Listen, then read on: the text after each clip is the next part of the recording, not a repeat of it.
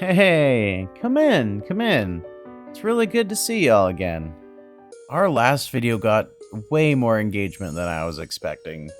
This has put an enormous amount of wind in my sails, and I have all of you to thank for it.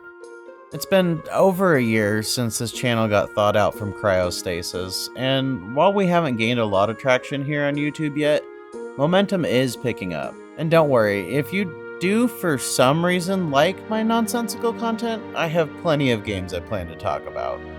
If this is your first time here at the museum, which seems likely, I'm Goob, your guide and commentator. The Museum of Video Game Archaeology is dedicated to cataloging the raw essences of games before the era 2010 for posterity and nostalgia purposes, and hopefully I can share some of the joy that I found in these experiences with all of you. Now, let's talk about crime. For those of you who weren't fully sentient when 9/11 happened, during the late 90s and early 2000s, gaming magazines would often come bundled with a disc of game demos related to that month's issue. I mostly remember the PlayStation and PC gaming magazines having these. Well, when I was around 10 or so, I got into a bad habit of slipping down the miscellaneous aisle at the local grocery store while my grandma was shopping. You know, the one with books and gift cards and crap. And when nobody was looking, I would tear a hole in the bottom of the plastic cover over the magazines and slip the demo disc in my pocket. I was patient, only pilfering one disc on any given trip, but I managed to do this roughly a dozen times. I am not proud of this. Do not do stuff like this by any means. I participated in the downfall of physical media and I should be ashamed.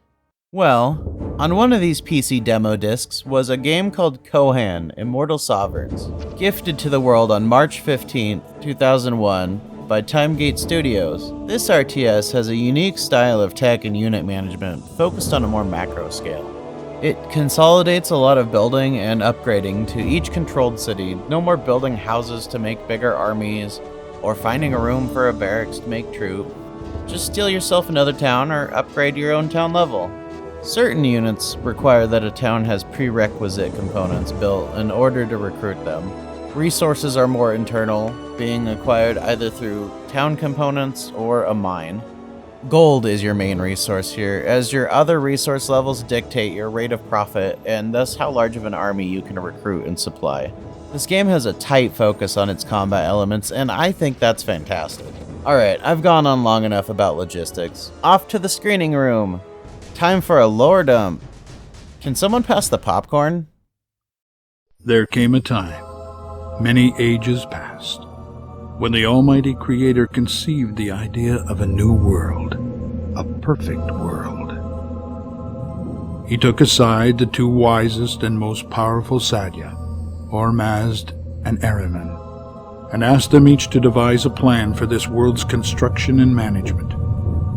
He directed them to create the world with him and to breathe life into it. The Creator studied each plan methodically, and Ormazd's plan best reflected the Creator's will. The remaining Sadya assisted in the creation of the new world, which was named Khaldun. They would be responsible for watching over the powerful forces that sustained Khaldun. Ahriman immersed himself in the creation of these forces. Ormazd set himself to the task of creating the Kohan, immortal beings bestowed with the grace of divine power. The Kohan tended their world and their culture blossomed, but beneath the gilded magnificence of Khaldun society, sinister underground forces were at work. The great cataclysm annihilated the towering grandeur of Khaldun. The immortal Kohan were eclipsed by the shadow, devoured by the evil they had fought so courageously to subdue.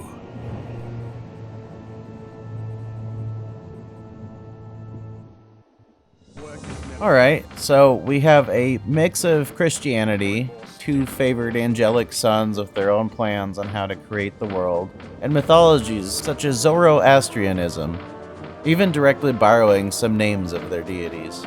We have the Creator, his 10 angels, or Sadya, and Khaldun being the special world that everything revolves around. I'm seeing some similarities. Ormaz's plan was chosen above Ahriman's, and he became jealous. Much like Lucifer, he plotted the downfall of the planet the Creator loved so much, and thus he convinced other Kohan to join him in rebelling, calling themselves the Sia, and this is how the first cataclysm emerged. The Kohan are immortal beings. They can die, but their spirits are stored in these presumably indestructible amulets they wear. I say presumably because it's never stated one way or another if they can be destroyed. If a hero dies, their bling can be retrieved, and you just gotta rub a little gold on them and poof!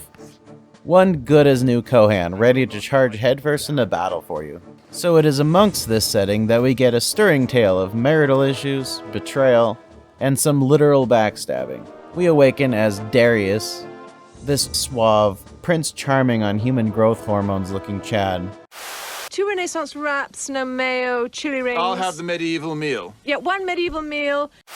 Who was only recently awoken. We're greeted by the Custodian, an enigmatic hooded old man who immediately tosses us into the tutorial section where we build and defend the city of Garland. After learning the intricate mechanics of troop movement and building, we're on to the advanced tutorials which teach us about the different zones and how they interact. Like the zone of control that dictates the radius that your troops will auto-engage with enemies, or supply zones from cities and forts which resupply your troops and heal them if injured. We also get taught about how terrain affects troop movement and defenses. At the end, we leave Garland in the hands of our fellow Kohan to protect. After we finish the advanced tutorial, our custodian friend tells us we're ready for the Cycle of Destruction campaign. So moving on to the main campaign, we begin in the city of New Hope, a settlement on the coast at the southwest tip of the continent. Our mysterious guide tells us of dark forces lurking in the woods at the edge of town, and we are tasked with scouting it out. Recruiting some engineers, we take over the gold deposit nearby and start spreading out, making another settlement and an outpost to the north. Further on, we run into the hives of the Raksha, scaly, kobold-like creatures that build these termite mounds. Nearby is a purple portal that spits out werewolves at us before it vanishes in the puff of smoke. We continue sweeping the map for more hives and clear them out, making New Hope safe again.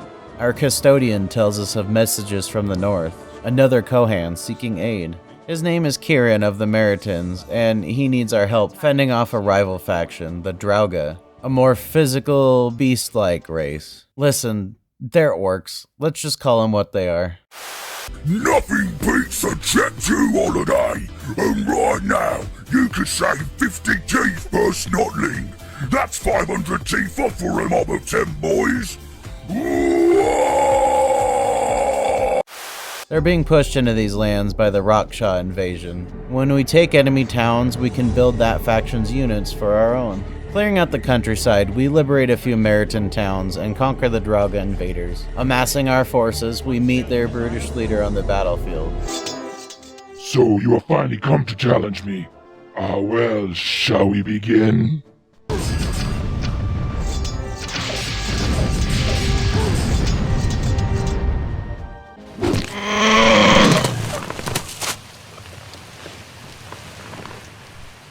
And with that, we're named as the new leader of the Drauga tribes. And now we have more subjects to protect from the Raksha menace. The custodian tells us to head north. We also regroup with Kieran, who lore dumps on us some more.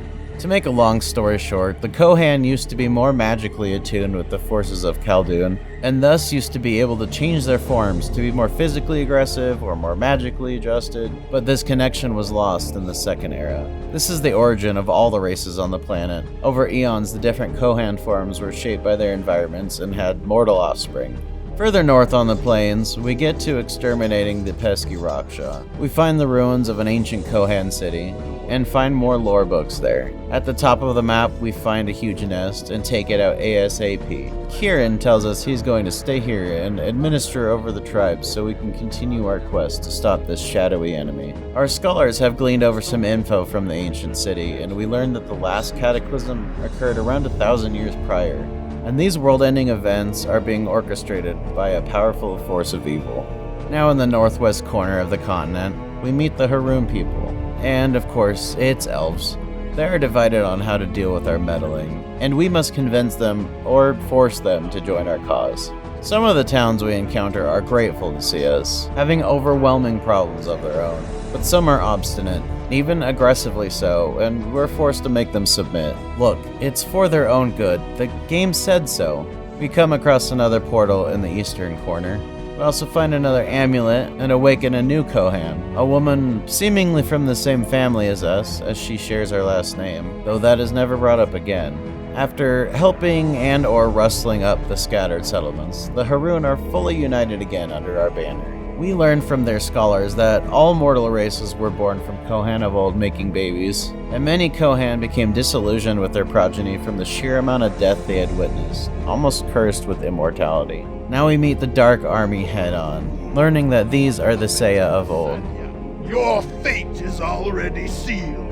We take some towns, eventually coming upon the Seiya city in the north. In the prison, our troops find a Kohan named Galen, who tells us the one behind the local attacks is the Seiya Kohan Sean Mott, an ancient evil who participated in the cataclysms. Pushing east, we stumble upon a friendly outpost at the edge of enemy territory, only kept safe by a nearby dragon scaring away the Shadow's army. But you know the saying, if there's dragons, there's treasure. So we go harass it, slaying the beast and taking his gold and another Kohan amulet. After, I assume, throwing it onto a pile of 50 coins, another hero poofs into existence. We search out the rest of the enemy settlements and run into Sean Mott, this zombie elf wearing a World War I flight helmet. Interesting. Well, we free the remaining Seiya cities and have a chat with our old buddy. He lets us know we'll be trudging through a desert now, crossing over to the eastern half of the continent. We meet another Kohan of the same house as us, Roxana, but she doesn't want us getting hung up on names right now. We got bigger problems to solve. Their outposts are barely holding up, and the Shadow's presence here is strong. After repairing the defenses, we start pushing back against the flow of enemy companies. We run into another Elven Seiya named Selvana, but we swiftly crush her squad. Nearby, we find more ruins and another amulet. This one is Cyrus, and he's eager to kick some undead butt. So, the leader of House Javadan has returned and wishes to unite the Kohan once again.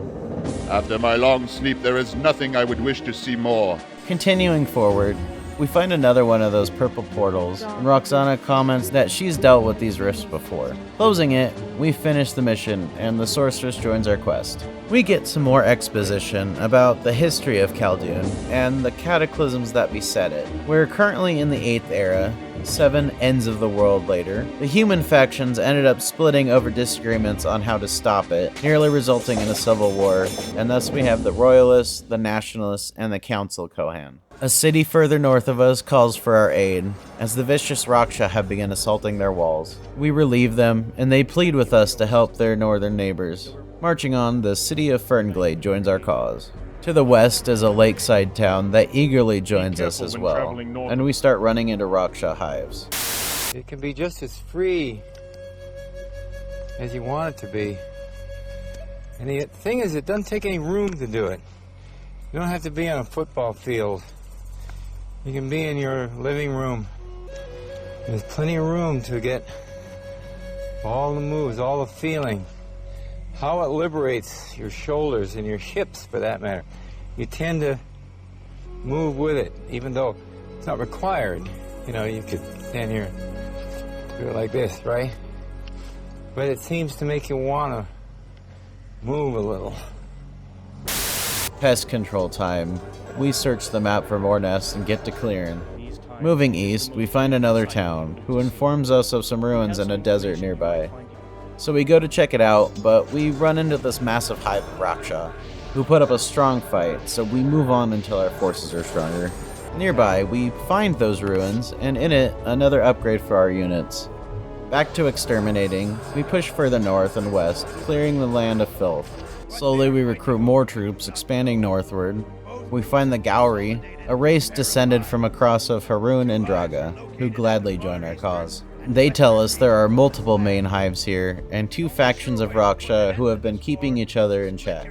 If we wipe out one of them, the other is going to surge, so we have to take them down in succession to prevent from being overrun. After taking out the desert nest, we rush west and finish the vermin for good here. Now on the march again, we move across the vast sinking sands to meet the Seiya army head on this time. This desert is the only land connecting the 2 halves of the continent, and control of it is imperative. We are timed, given 20 minutes to reach the eastern edge of the desert. We split up and take all 3 paths through the burning expanse, being joined by allied cities as we cross along the way. Reaching the other side, we run into Volgari, one of the Dark Lord's generals. He smack talks us, and we engage his militia forces at the citadel of Jansur. They smash us on the first charge, so we retreat to the Drago town to resupply and attack again. Their defense is now exhausted. We take over the settlement. After the fight, we are told the custodian has mysteriously vanished during the scuffle. Now it's time to take on the leader and creator of the Rakshas, Amon Koth. This here is elf country, so we get asked to run errands, mainly finding these guys' sister. Forging south, we meet her near the mountains, and she is very sassy. Well, if it isn't the great chosen one.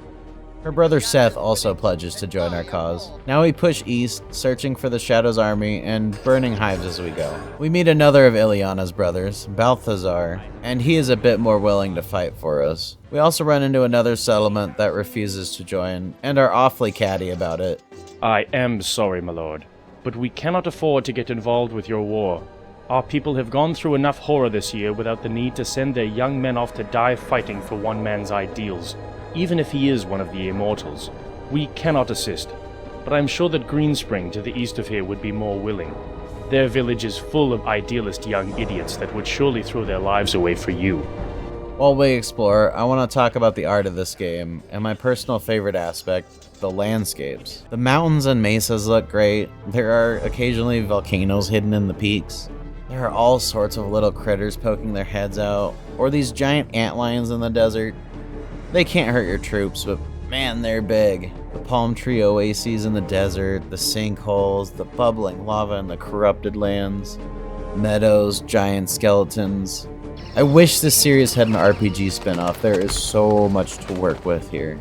Continuing on, we find the eastern town we were told of, who desperately need our help. It sounds like we're getting close. We regroup here before moving further east, where we meet the Scourge Father himself, Amon Koth. Once human, the evil forces of Khaldun have slowly twisted him into this beastly creature. We rush him with all our forces, overwhelming his Rakshas guards and finishing him. Roxana congratulates us on defeating him, before dropping a bombshell that we should have seen coming.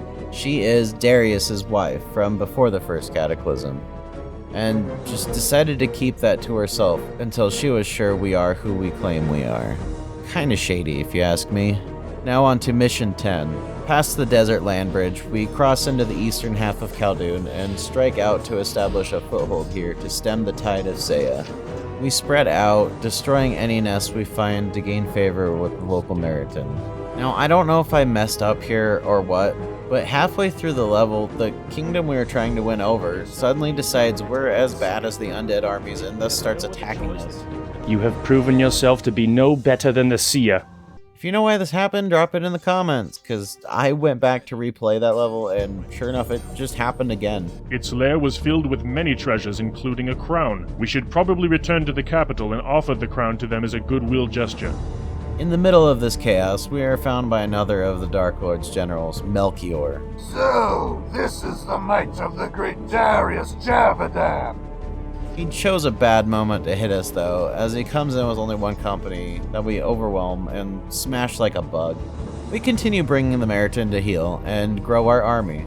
We have a new Kohan with us, a mysterious masked fellow who reminds me of someone a little bit. Odd. We take over the last of the Meriton settlements and build them up to buff our numbers for the push north. Just north of the Meriton capital, we run into this Stormdrake who puts up a good fight but can't withstand the sheer good looks of Darius, and promptly dies. Its cave was full of treasure, including this crown. Maybe that was important. We pass the river crossing north, taking out hives and Zeah outposts along the way. One outpost was imprisoning a Kohan whom we free and gain as another ally. We reach the northern edge and take the capital city of Darkenwood. Melchior keeps coming at us, but we slap him back down real fast. Now we move west. Having boxed in the remaining Zeah, we conquer their last holdings and finish the mission. Roxana dishes out some flattery, and the Kohan we rescued, Adelin, tells us of the Dark Master's center of power, a floating citadel, and the massive portals he is guarded by. Then he points us south to the Isle of the Ancients. We make our way to a spot just across the bay from the Isle to set up a settlement from which to launch our invasion. We land and start with a citadel that we must defend, so we move out to make this place safe. Another town asks us to help and joins us as usual. While exploring the northern part of the island, we are confronted by Lazarus, a Haroon member of the Seiya Kohan. He doesn't last long, and we head south to flush out the rest. We free a Seiya-controlled town, and they tell us of the port city controlling the region. This is concerning to our troops. We find it suspicious the enemy had forewarning of our coming. We gather our forces at this southern pass, then push back towards the coastline to get to the Seiya port. We free another town, and burn some outposts. When our armies draw near to the port city, the ground begins erupting around us and quaking, signaling the start of another cataclysm. We have to retreat and regroup, though our wife tells us that this was only a side effect of the Shadow's power growing, and we haven't seen anything yet. We find ourselves pushed east to the other coastline, and we have to gather our strength, so we start setting up shop.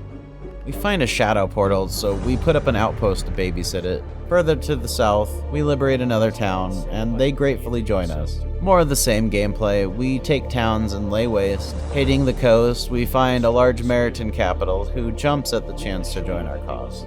Another town needs repair and aids us in return. We find another portal, this one guarded by a magic spire. We destroy some Raksha nests, and once the land is clear, we move on to the next mission.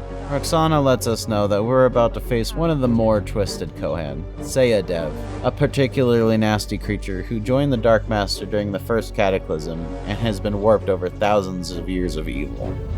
This level starts with these magical spires that zap enemies that get close, so that's nice.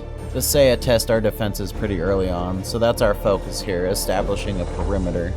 We hold them off while we work on our economy, recruiting more troops. Now that our numbers are shored up, we start venturing outward, taking down outposts and enemy companies. We plant a foothold with our own outposts in their place. Taking this Seiya citadel, we move across the corrupted landscape, encountering the ferocious Seiya Dev, a towering, xenomorph-looking monster who beats the crap out of us, and we retreat to recuperate. Going in for round 2, we defeat her, and in her dying words, she reveals the name of the Dark Lord, Ahriman, one of the Creator's chosen Sadia. No, it cannot be. I am the inheritor of darkness. Ahriman promised me. This cannot be. Now on Dragonbone Isle, where it is rumored there is a stash of Kohan amulets, we explore and meet the Slanri, members of the turtle-like slan species that still retain their civility. I like turtles. All right. And they kindly give us warning of the dragons that come here to breed. Oh, I get it. Dragonbone Isle. Further south, we find a fishing village overjoyed to see us, and we gain another settlement. Moving on, we find a few dragon lairs and fight the beasts within. Putting outposts down along the way, we continue across the island, and after defeating the big dragon, the Slanri choose to ally with us. Moving on, we... Holy crap. Damn, boy. Damn, boy, he's thick! Boy, that's a thick-ass boy! Well, after a hard battle, we slay the monstrosity, and its head explodes. We will sail back to Sea-Watch and travel across land to the port. We have no time to delay.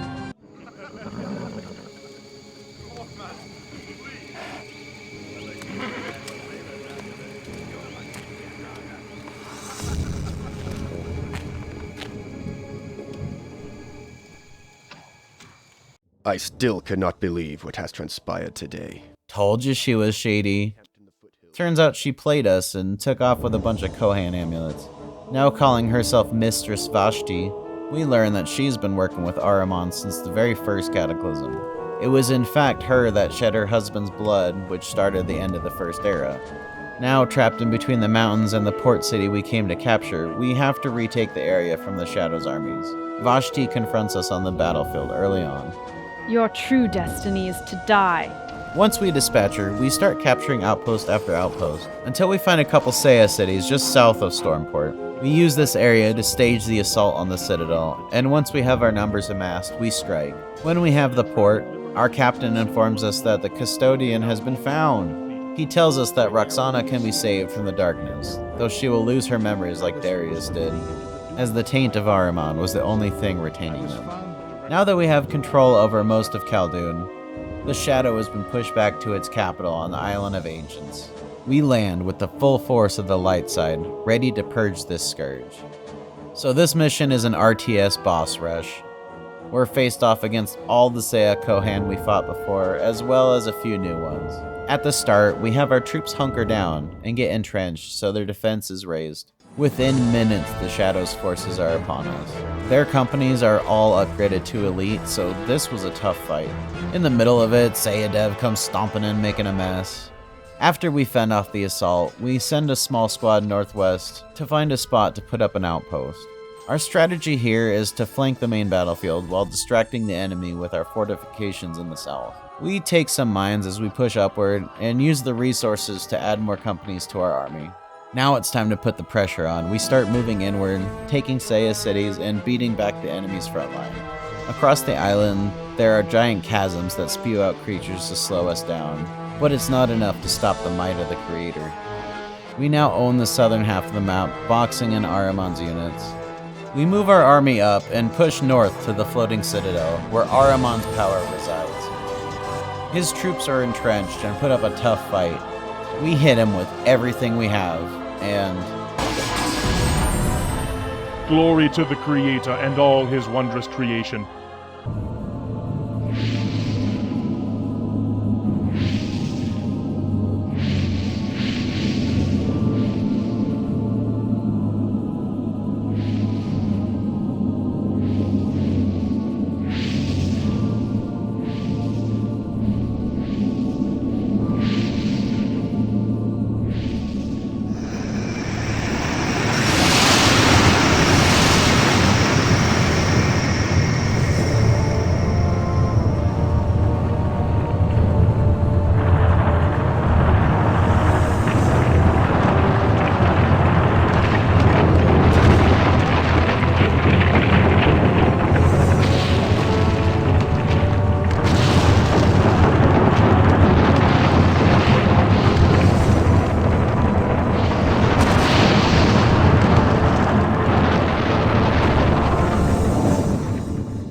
Ahriman's citadel has been destroyed, and peace has once more been restored to Khaldun. How long will this peace last? No one can say. Ooh, sequel bait. Nice. And with that, we conclude Immortal Sovereigns.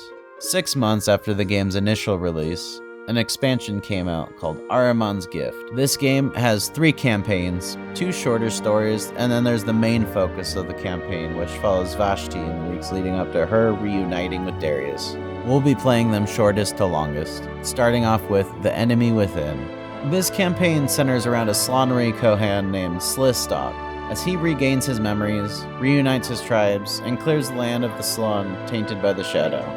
We also learn that the dragons were created by the Seiya Kohan during the Second Age. The Shadow has been using them to enslave Slaanery to fight for them.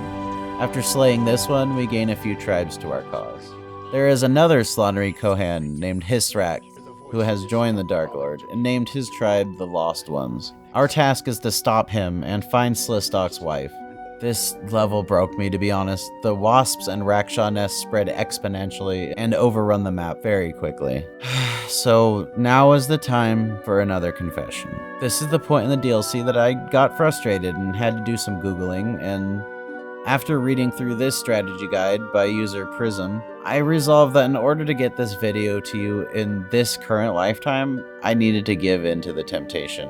I cheated, okay? I spawned in troops just so I could finish the video and show you the whole game.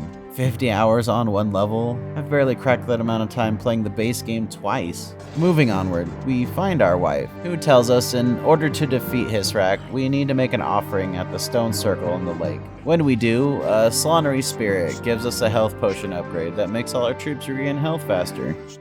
Thanks, Turtle Ghost. Now we have our final battle with Hisrak, who has enslaved the last Slaanery tribe and is forcing them against us. We have to fight across the river crossing, subdue the Sirtok, and with our combined forces, attack the Seiya capital that is commanding the region.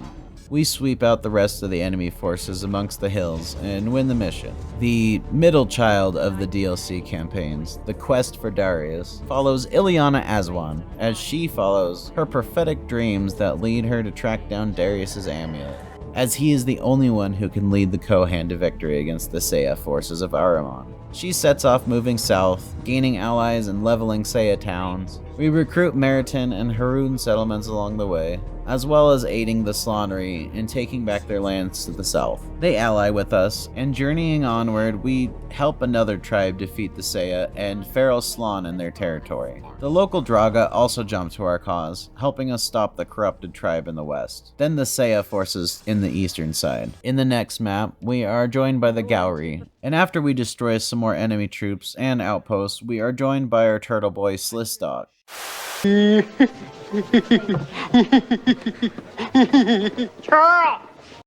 At the southern end of the map, we fight Sired Amon, the local Seiya Kohan in charge of these parts. So you are the mighty Kohan I've been warned about.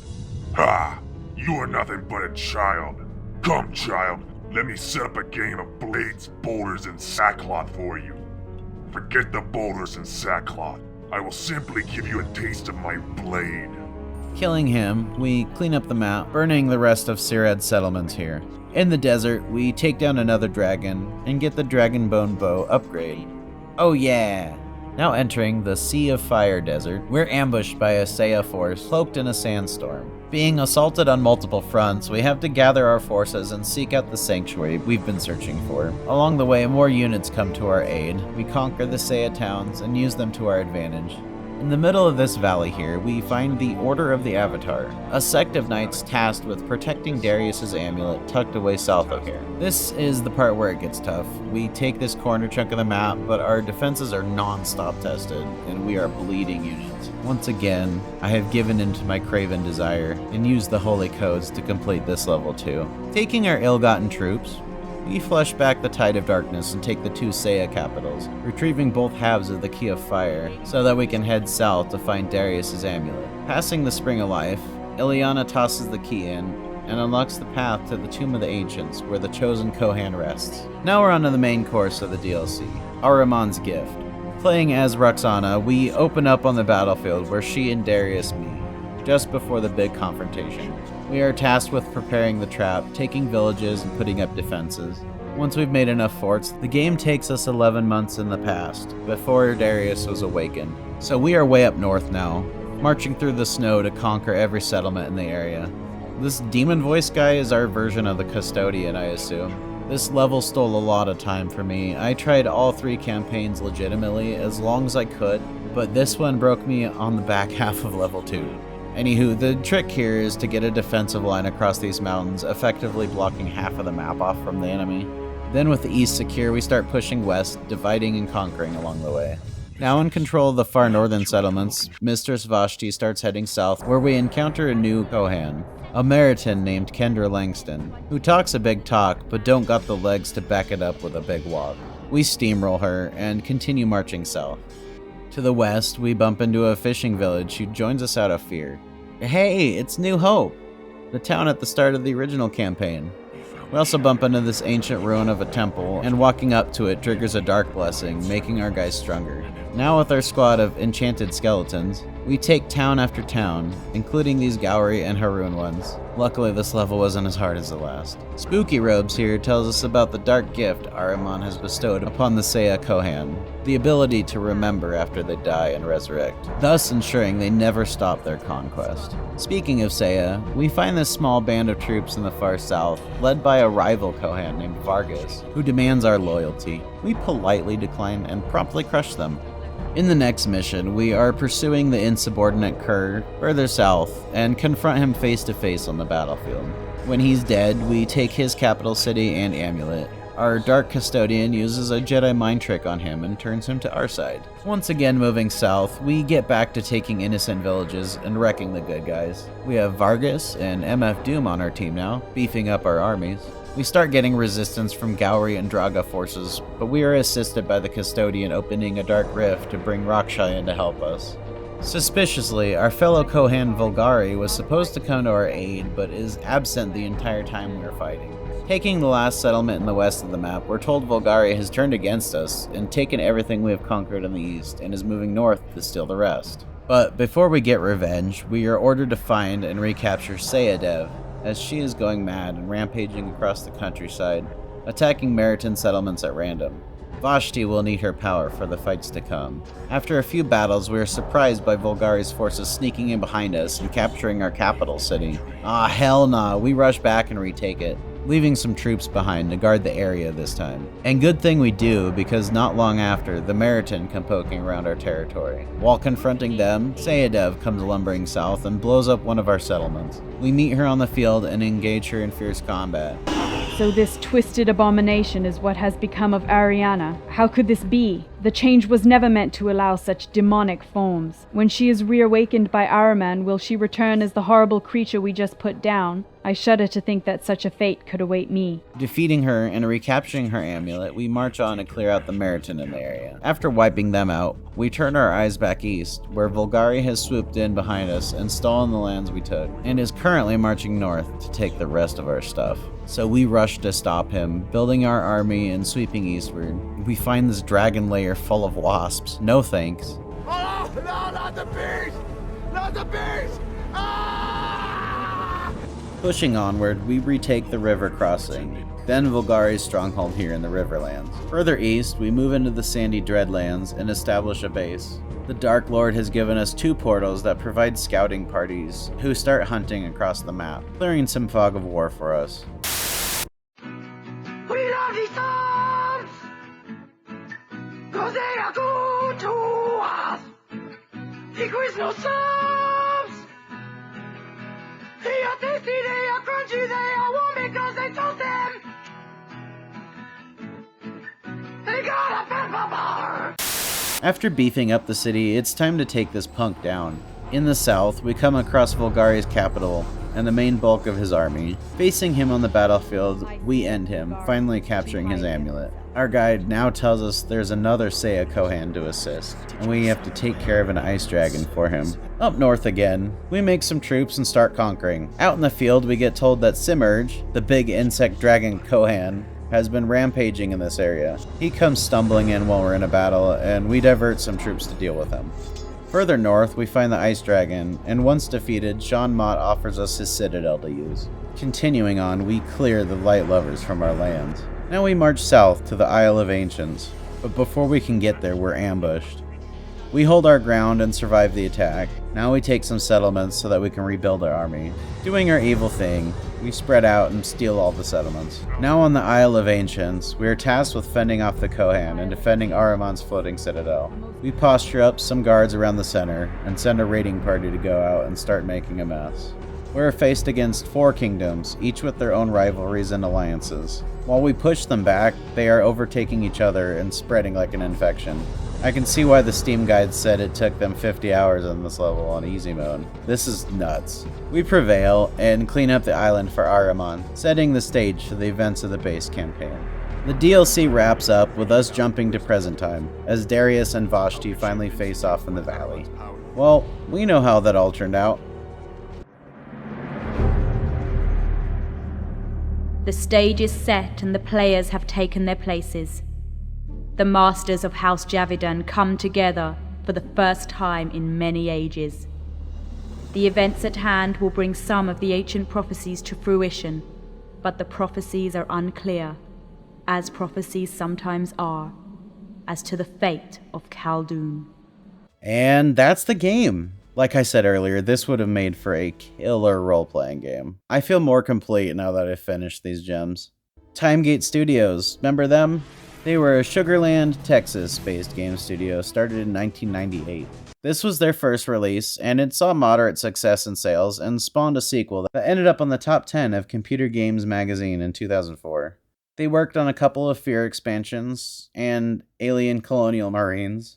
The fallout from that last one led to them firing 25 staff, and shortly after, the studio was bought up and liquidated. I liked the music in this a lot. It was done by composer Felipe Sharon, who worked on some well-known titles. Get this game yourself from all the usual suspects. It's only $10 on Steam at the time of writing. Definitely gonna want to run DigiVoodoo on this one. It's a little dusty. I gotta say, if you're still watching, you're awesome, and I appreciate you so much. If me using cheats in the DLC makes you reconsider me on an ethical basis, then that's just a chance I'm gonna have to take with this one.